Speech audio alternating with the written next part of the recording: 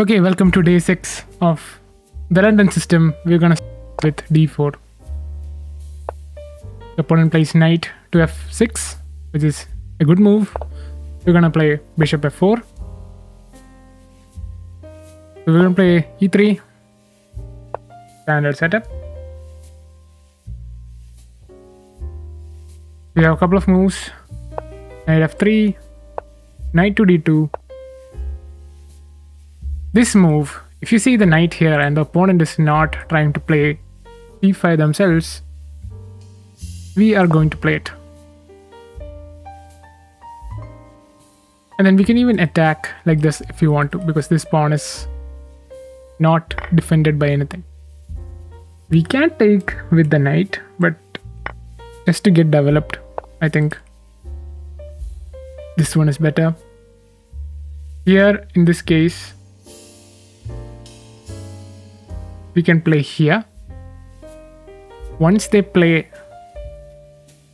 this move, we can go back.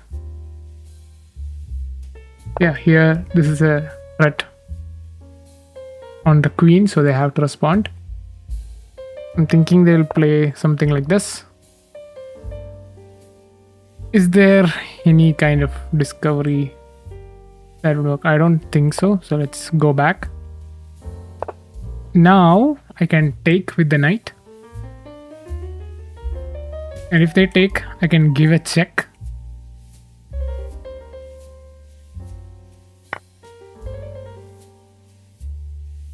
So this is a tactic. Now the king has to move because this is the main diagonal.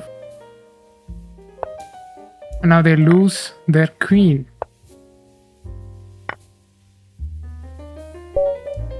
And black was saying this is going to be the shortest match. Oh my god.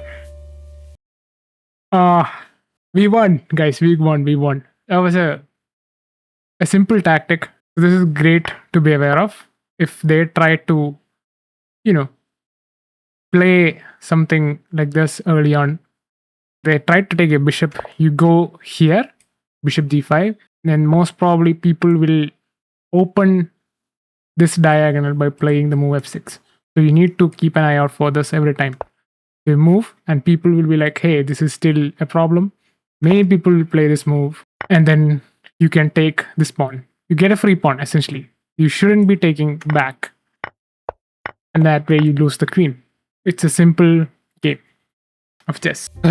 It feels so good to win. Let's just simply analyze because it feels good to analyze. At least it's a game that we won properly. Yeah, so there's no mistake. It's showing 98% accuracy, which is insane.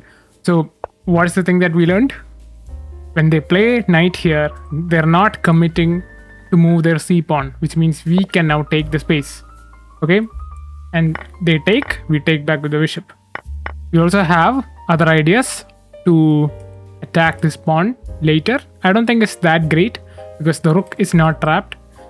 Chances are that our queen could get trapped there instead. So I don't think this is a great move, but it is one way to start an attack. Okay, I would recommend just developing and then castling.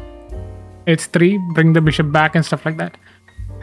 The problem was that the knight moved twice. That was the big issue. And here they should have blocked with the bishop. We should take, and we can try to go for this, but recommend just castling.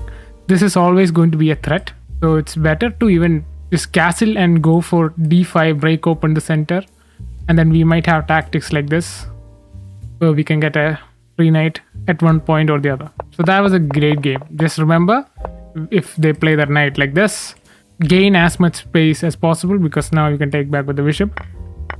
And then if they try to take your bishop like this, they need to understand that they are in the diagonal of the queen. So a move like this. This was the mistake. They should have just traded, but they went like this and they went like that. So that's just a free pawn for me. They go back and now we can take here and then queen check. Yeah, the king can't castle, and then you can castle queen side even because this file is going to be open. I don't think it's a good idea, but your pieces are still here. You can play a bishop here to defend your king and stuff like that. That was a win. Oh my god, I'm proud. Yes, a tactic worked. So yeah, just keep an eye out for this diagonal whenever they move the f pawn. Also, the knight. We play c4 instead of c3. Also the same case with the bishop here. We play c4 instead of c3. Good to know.